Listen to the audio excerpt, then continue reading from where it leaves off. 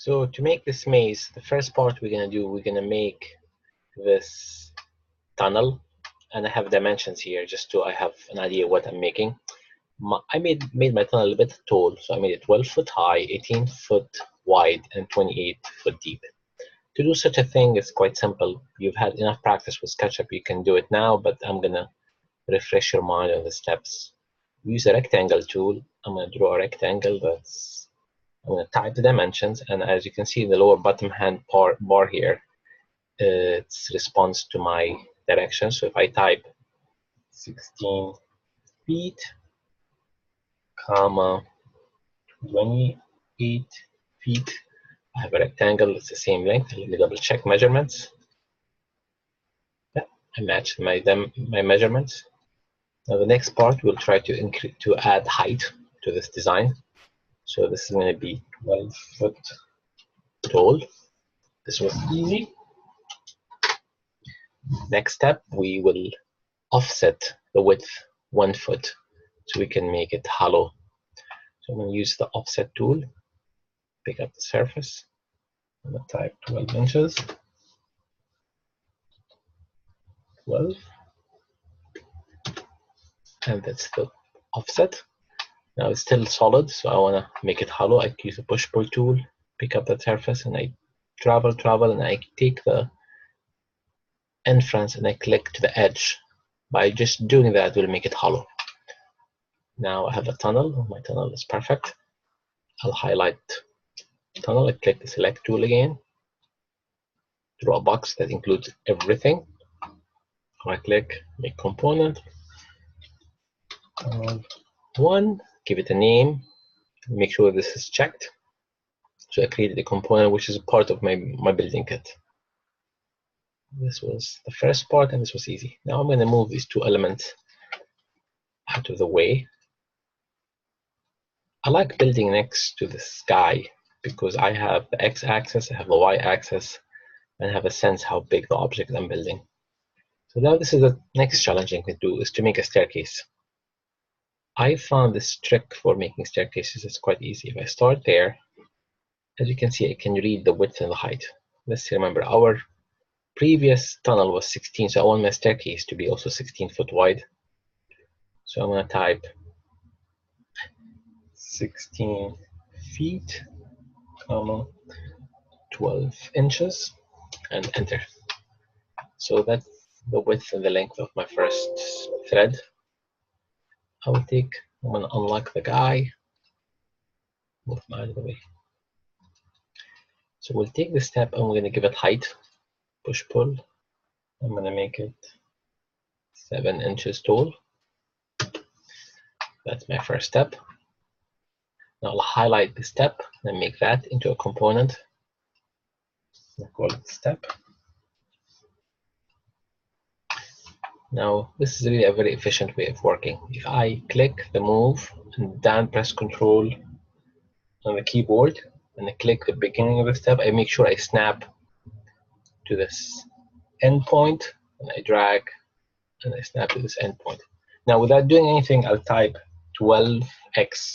That's by telling the computer I need 12 copies of this, or 12 times. 12x, enter. And you have, as you see, I have 12 steps. So now I have the long part of my maze, and I can make this into a group. So I have a group of stairs that act together as one element.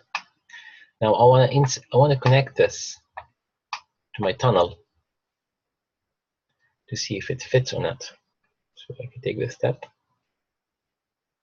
Again, I'm using snap, so I'm connecting endpoints to endpoint, and the program automatically snapping. So my staircase is connecting. Let's say I want my staircase to be longer. Maybe I want to have a landing. When I open the staircase, I can copy this step this way. Now this step is a component. I don't want to change it, but I want to stretch it. If I click the scale tool, I get these dots, and this dot will scale it in one direction only. The middle one of the middle, not diagonal, but the middle one will stretch it in this direction. As you see, I want to stretch it twice. well, maybe 3 times. So now I created a landing on top of my staircase. It would be nice if I can pick up all of these guys and move them up to the next landing. So now I have a stair, goes up to a landing and come back up. I like this shape. It's unusual, it's different than what I made before, but I want to stick to this. Now I need to make an enclosure around this that would follow these stairs. So there's many ways of doing it. I could draw it line by line and make a face. So I draw a line from this point to that point. I'm going to move this one out of the way because I want to see my line standing in space.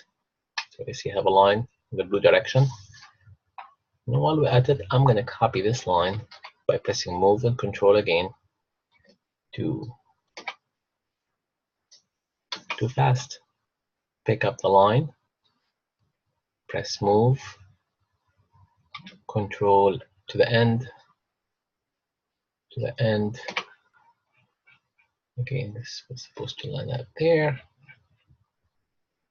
and to the end. So these are the lines that will define a walkway around the staircase.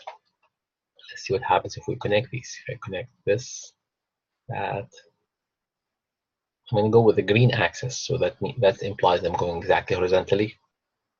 And that, nothing happened because the bottom of these lines are not connected, and I want them to connect from this point to that point. Now it's closing shapes. Connect this to that. If the surface is flat and it meets all ends of points, it will make a surface. So now I have a surface that defines the side of my staircase. I want to give this thickness, so I know I need to pull it to this side 12 inches. It's the same thickness of this wall here is 12 inches. I want to highlight this, and because this is a group, when I select these loose elements, these lines and these shapes, they only get highlighted by themselves, and then make this into a component. So now I have this side of the staircase. Let's copy it to that side, and I'm having the shape that I need to have. I'll highlight these 3 elements, make them into a component, and I call this stair.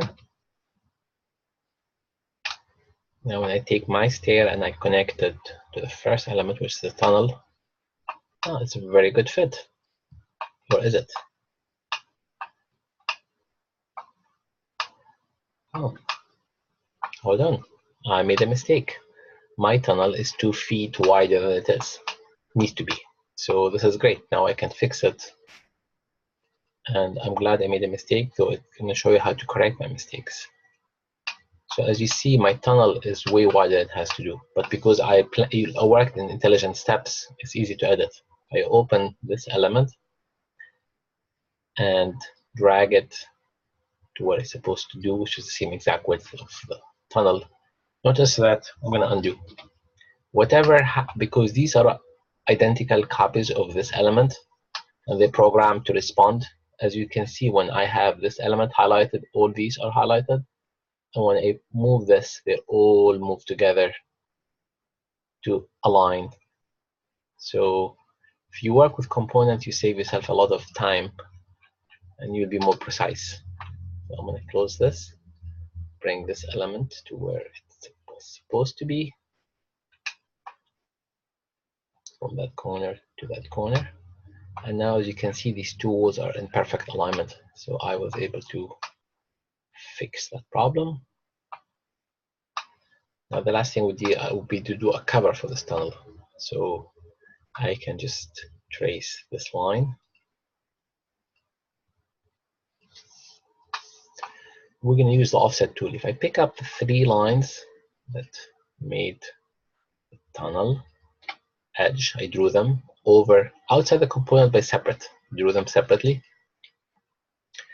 Now I can use the offset tool and I can offset them to the width of the tunnel. course, by offsetting, it added a small extra piece. So if I drew this line straight up, and this line straight up, and zoom in, as you see, it's giving me a connecting line in purple. I'm going to zoom in so you can just see that more.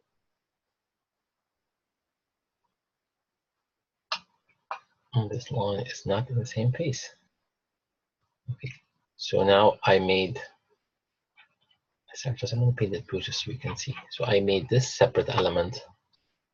That would be the roof of the tunnel.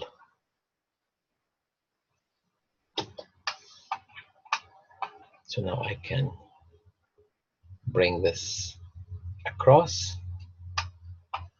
And now I have my tunnel at the bottom, top, and it's a staircase element. So let's see, I want to paint this red, green.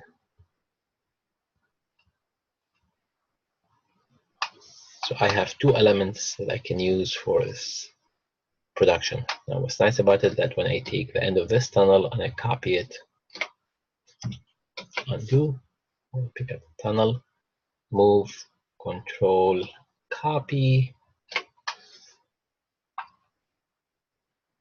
I can walk. I'm zooming out. So I could choose to line up this with that. That works. So I have 1, 2, and 3 elements. These 2 elements are the same, but you can see how easy it is to intersect. Now, the only thing missing is an L-shape element that will allow me to turn around. We're going to do that in the next video. So I'm going to stop the share for now.